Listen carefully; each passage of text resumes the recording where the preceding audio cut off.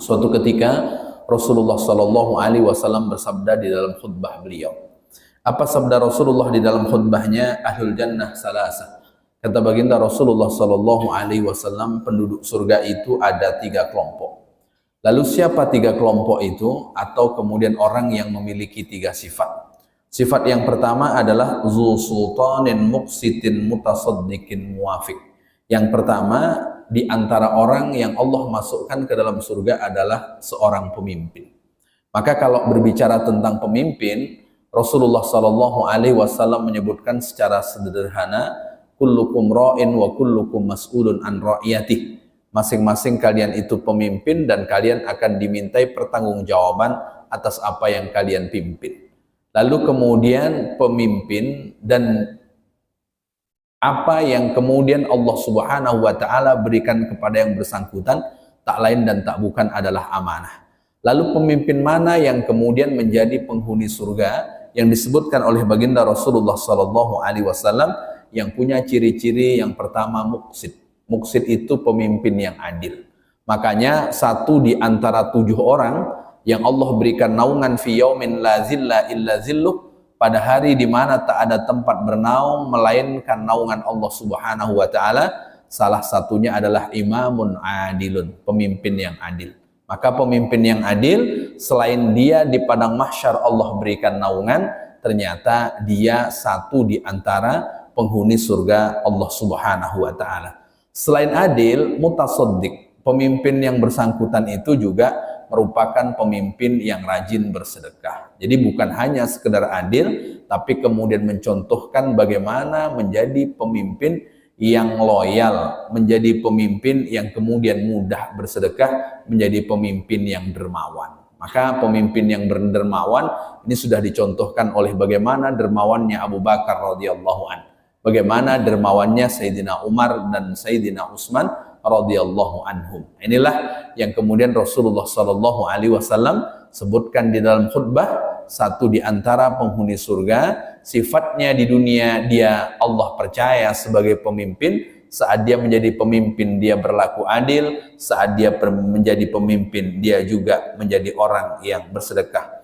Muwafiq ini Bapak Ibu yang dimuliakan oleh Allah Subhanahu wa taala, orang yang menepati perintah Allah Subhanahu wa taala. Maknanya selain dia adil, dia bersedekah, dia juga orang yang menepati apa yang Allah Subhanahu wa taala perintahkan. Maka kalau kita rujuk Bapak Ibu yang dimuliakan oleh Allah Subhanahu wa taala, rata-rata kalau kita tengok tempo dahulu, pemimpin itu bukan hanya sekedar pemimpin secara struktural, tapi juga pemimpin di dalam spiritual. Kita tengok baginda Rasulullah Sallallahu Alaihi Wasallam bukan hanya menjadi presiden pada waktu itu. Terkait dengan spiritual, baginda Rasulullah Sallallahu Alaihi Wasallam juga membimbingnya. Bahkan kemudian Sayyidina Abu Bakar, Sayyidina Umar, Sayyidina Utsman, Sayyidina Ali radhiyallahu anhum, mereka juga bukan hanya sekedar khalifah, tapi mereka juga menjadi pemimpin secara spiritual. Maka kalau kemudian kita membaca di dalam tafsir Imam Ibnu Katsir, Sayyidah Aisyah radhiyallahu anha yang meriwayatkan anna Nabiya sallallahu alaihi wasallam ba'asa rajulan fi sariyah. Pada waktu itu Rasulullah sallallahu alaihi wasallam mengutus seseorang untuk menjadi pimpinan perang. Maka kalau peperangan itu Rasulullah turut serta disebut dengan ghazwah. Kalau dalam peperangan itu Rasulullah tidak turut serta disebut dengan sariyah. Maka Rasulullah mengutus seseorang karena Rasulullah tidak turut serta. Dan orang yang Rasulullah Shallallahu Alaihi Wasallam utus ini bukan hanya sekedar menjadi pimpinan struktural dalam peperangan, tapi juga dia menjadi pemimpin spiritual, sehingga dia menjadi imam di dalam sholat.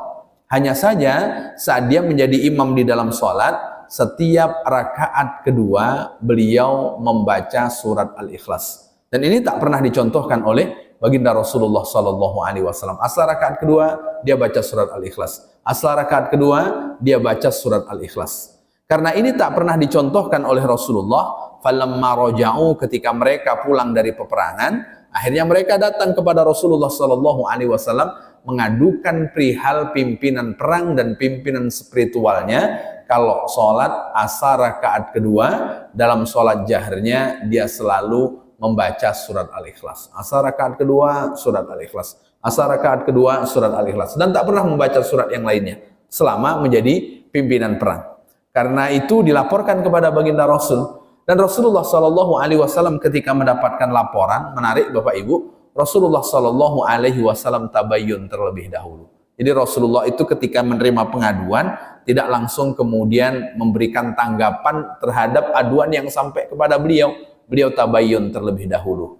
Maka kata Rasulullah SAW, tanyakan kepadanya, limaza yasna'u dzalik, kenapa dia lakukan itu. Artinya Rasulullah mengutus orang untuk datang kepada yang menjadi pimpinan perang tadi untuk menanyakan kenapa engkau ketika sholat setiap rakaat kedua membaca surat Al-Ikhlas. Lalu kemudian saat laki-laki tadi ditanya, beliau menjawab, apa jawabannya? Innaha sifatur rahman. Surat Al-Ikhlas itu satu-satunya surat yang berbicara tentang sifat Allah dan tidak membicarakan yang lainnya. Dari ayat pertama sampai ayat terakhir dalam surat Al-Ikhlas itu tak ada membicarakan apapun selain membicarakan Allah Subhanahu wa taala. Karena surat Al-Ikhlas ini Allah turunkan sebagai jawaban dari orang-orang musyrik yang bertanya kepada baginda Rasulullah SAW. Pertanyaan mereka, gambarkan kepada kami bagaimana Tuhan yang engkau sembah wahai Muhammad. Maka mereka minta agar Nabi Muhammad menggambarkan Tuhan yang disembah oleh Nabi Muhammad. Maka kemudian Allah menurunkan surat Al-Ikhlas. Kalau ingin tahu bagaimana Tuhan yang disembah oleh Muhammad, yaitu tadi terdapat dalam surat Al-Ikhlas. Lalu ketika laki-laki ditanya, kenapa? Karena surat Al-Ikhlas itu sifat Allah. Wa ana uhibbu an aqra'a biha. Karena hanya membicarakan sifat Allah dan tidak membicarakan yang lainnya, maka aku senang kalau membaca surat Al-Ikhlas ada dalam setiap rakaat kedua dari sholatku. Jadi sukanya dengan surat Al-Ikhlas itu bukan karena pendeknya, tapi karena substansi yang ada di dalamnya. Kalau kita Bapak Ibu, karena pendeknya. Maka harus merubah mindset bahwa suka kita dengan surat Al-Ikhlas itu bukan karena pendek, tapi karena isi yang terkandung di dalamnya.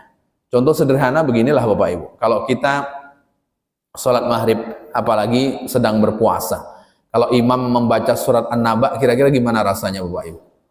Belum makan ini, baru minum, pas sholat maghrib, Allahu Akbar, selesai. Ghairil maghdubi alaihim waladdallin, amin. Masih husuk nih. Pas imam membaca Bismillahirrahmanirrahim, amma yatasaalun, belum makan nih. Kira-kira gimana di dalam hati Bapak Ibu? Wah, ini imam tidak pengertian nih. Awak belum makan, yang dibaca malah surat An-Naba. Tapi kalau imamnya baca Bismillahirrahmanirrahim, qul huwallahu, ini imam favorit saya. Jadi bukan karena pendeknya surat Al-Ikhlas, tapi substansi yang ada di dalamnya. Karena substansi yang ada di dalamnya dan orang ini suka, apa kata Rasulullah? Ahbiruhu annallaha yuhibbuh, kabarkan kepadanya bahwa Allah mencintainya. Ini dia. Berarti Allah mencintai orang yang bersangkutan. Kenapa? Karena yang bersangkutan senang dengan substansi yang ada di dalam surat Al-Ikhlas tersebut. Maka Bapak Ibu yang dimuliakan oleh Allah, berarti yang Rasulullah tunjuk menjadi pemimpin pada waktu itu bukan hanya sekedar struktural, tapi juga dia menjadi pemimpin secara spiritual sebagai bentuk kepatuhannya kepada Allah Subhanahu wa ta'ala.